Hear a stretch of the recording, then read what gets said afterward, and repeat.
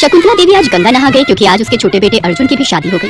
अर्जुन का एक पैर खराब था क्योंकि बचपन में ही उसे पोलियो मार गया था, इसलिए वो लंगड़ा कर चलता था।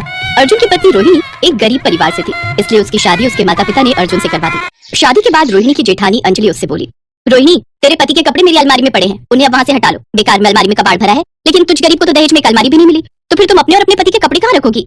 कोई बात नहीं दीदी, आप दे दीजिए, मैं कहीं भी रख लूंगी। अगले दिन रोहिणी अपनी पहली रसोई बनाने गई, लेकिन तेल की बोतल उसके हाथ से छूटकर नीचे गिर गई और सारा तेल जमीन पर गिर गया। हे राम, ये क्या किया? सारा तेल गिरा दिया। अरे सरसों के तेल के दाम भी पता है तुझे? सारा दिन तेरे जेठ जी मेहनत करते हैं, तब जाकर घर का राशन आता है। तेरे पति की तरह नहीं जो घर पर पड़ा रहता है और मुफ्त की रोटियां तोड़ता है, और मायके में तुझे कुछ खाने को तो मिला नहीं होगा, तभी हाथों में जान नहीं है। चल अब जल्दी से इसे साफ कर। रोहिणी की आंखों में आंसू आ जाते हैं, लेकिन पहले ही दिन उसे ये बात अच्छे से समझ आ गई कि घर की बागडोर उसके जेठ जेठानी के हाथ में है और घर उन्हीं की मर्जी से चलेगा। ऐसे ही कुछ दिन बीत जाते हैं। अब घर के ज्यादातर काम रोहिणी करती।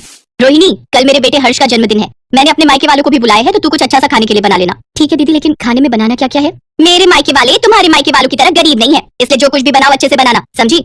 अगले दिन अंजलि हर्ष के लिए केक लेने चली गई। कुछ देर बाद अंजलि के मायके वाले आ गए। रोहिणी ने सबके लिए समोसे, पकौड़े, चाउमीन और साथ में टमाटर का डोसा बनाकर तैयार कर लिया। उसने एक बार अपने मायके में टमाटर का डोसा बनाया हुआ था, जो सबको बहुत पसंद आया था। केक काटने के बाद उसने सबको वो सब खाने को परोसा, जिसे खाते ही अंजलि के भाई ने उसे कहा, वाह दीदी, क्या स्वादिष्ट व्यंजन है, और खासकर ये टमाटर का डोसा, ये तो लाजवाब है। पहली बार खाया है मैंने, लेकिन इसका स्वाद तो माइंड ब्लोइंग है।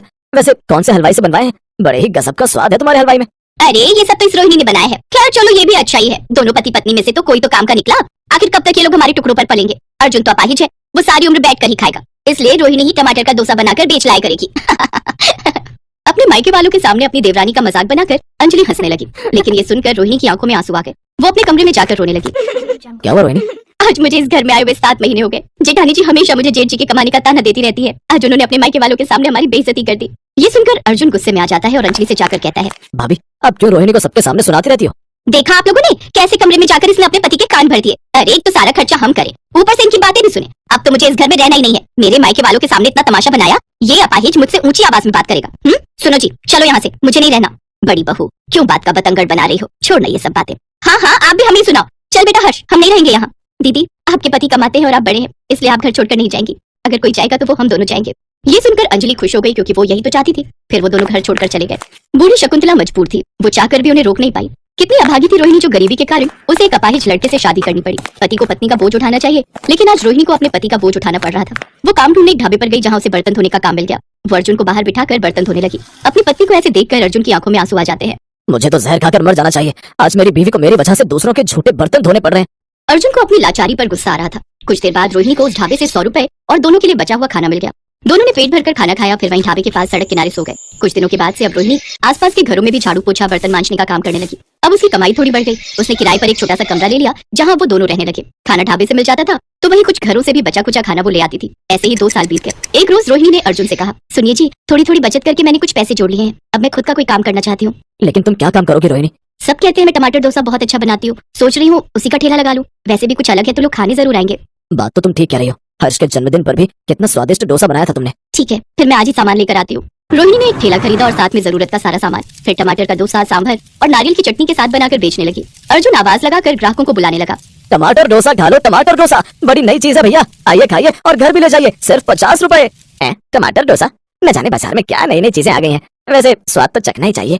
कुछ ही देर में ग्राहकों की भीड़ उसके पास आने लगी। अर्जुन गल्ला संभालता और बैठकर ग्राहकों को आवाज देता, तो वहीं रोहिणी डोसा बनाकर सबको परोसती। ऐसे ही उसका वक्त बदलने लगा। अब उनकी हर रोज अच्छी कमाई होने लगी। लोग रोहिणी को टमाटर डोसा वाली के नाम से जानने लगे। कुछ साल बाद उसने खुद का घर ले लिया और ठेले की जगह अपनी दुकान खरीदकर उससे टमाटर के डोसे बनाकर बेचने लगी। अर्जुन, अब हमारे पास घर, पैसा, दुकान सब कुछ है। चलो अब एक बार घर वालों से मिलकर आते हैं, आखिर है तो वो हमारा परिवार ही। वो दोनों घर पहुंचे तो उन्होंने देखा बूढ़ी शकुंतला घर का काम कर रही है। अंजलि की सीढ़ियों से गिरने से उसकी रीढ़ की हड्डी टूट गई, इसलिए वो अब बिस्तर पर पड़ी है। डॉक्टर ने ऑपरेशन के लिए 3 लाख रुपए मांगे हैं, जो हरीश के पास नहीं है, क्योंकि उसका काम भी छूट चुका है। अर्जुन को देखकर सबकी आंखें भर आईं।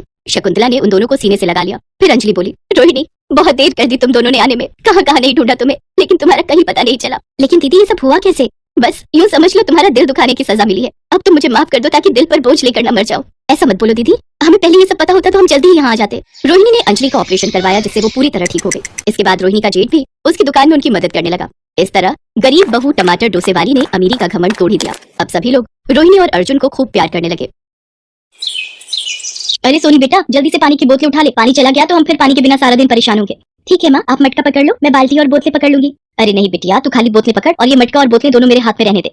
सरला एक गरीब बस्ती में रहती थी, जहाँ पर पानी या सुबह शाम आता था या दिन में एक बार या फिर 2-2 दिन पानी नहीं आता था। बस्ती वाले सब सुबह से लाइन में खड़े हो जाते थे और एक एक करके सब पानी भरते थे।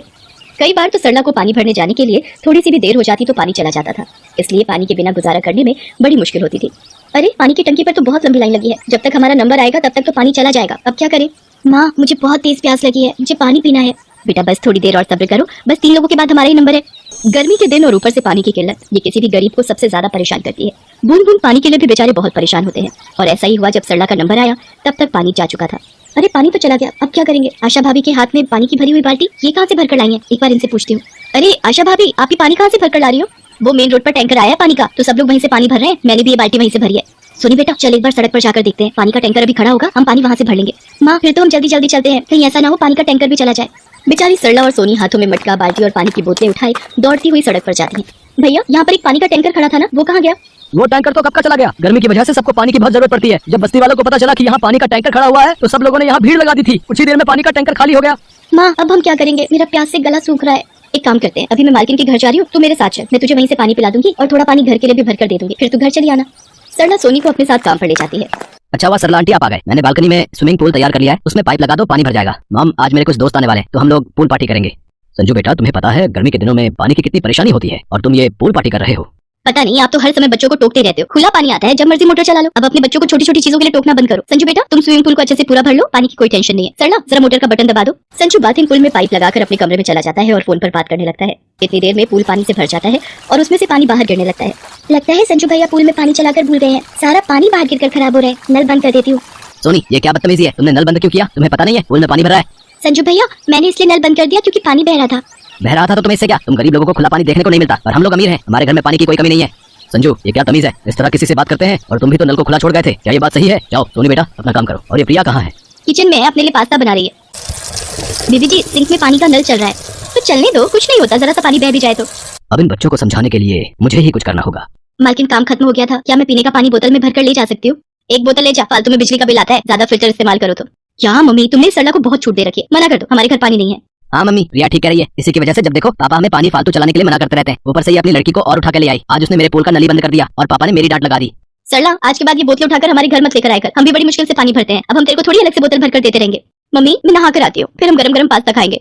अरे ये बाथरूम के नलों में पानी क्यों नहीं आ रहा? मेरी कॉलोनी वालों से अभी अभी फोन पर बात हुई है, पानी शाम तक नहीं आएगा। क्या शाम तक पानी नहीं आएगा? फिर मैं नहाऊंगी कैसे? मेरा तो संडे का दिन ही खराब हो गया। इतने मन से मैंने पास्ता बनाया था, सोच रही थी कि नहाकर आराम से खाऊंगी। मम्मी बहुत गर्मी है, बोलो ना मैं क्या करूँ? मालकिन अगर बीबी जी कहे तो मैं नीचे से सड़क पर नल लगा है वहाँ से बाल्टियां भरकर ला देती हूँ। प्रिया और संजू सरला को देख रहे थे, उन दोनों ने उसके साथ कितना बुरा सलूक किया, फिर भी वो बेचारी बाल्टियां भरकर लाने को कह रही थी। मालकिन को भी बहुत बुरा लगा कि उसने पीने के पानी के लिए सरला को मना कर दिया, जबकि लोग तो प्यासे को पानी पिलाने के लिए प्याऊ लगवाते हैं। प्रिया और संजू अपने पापा से सॉरी बोलते हैं। सरला तुम्हें कहीं जाने की जरूरत नहीं है, पानी मैंने बंद किया है। मैं चाहता था कि इन्हें भी पता चले कि पानी की कीमत क्या है। पानी हमारी जीवन शैली में सबसे बड़ी जरूरत है, इसलिए हमें पानी को बर्बाद नहीं करना बल्कि पानी को जरूरत के लिए बचा कर रखना है। आज हम पानी की बचत करेंगे तो हमारे आने वाले कल में पानी सुरक्षित रह पाएगा। और पानी की कीमत क्या होती है ये सरला हमसे बेहतर जानती है।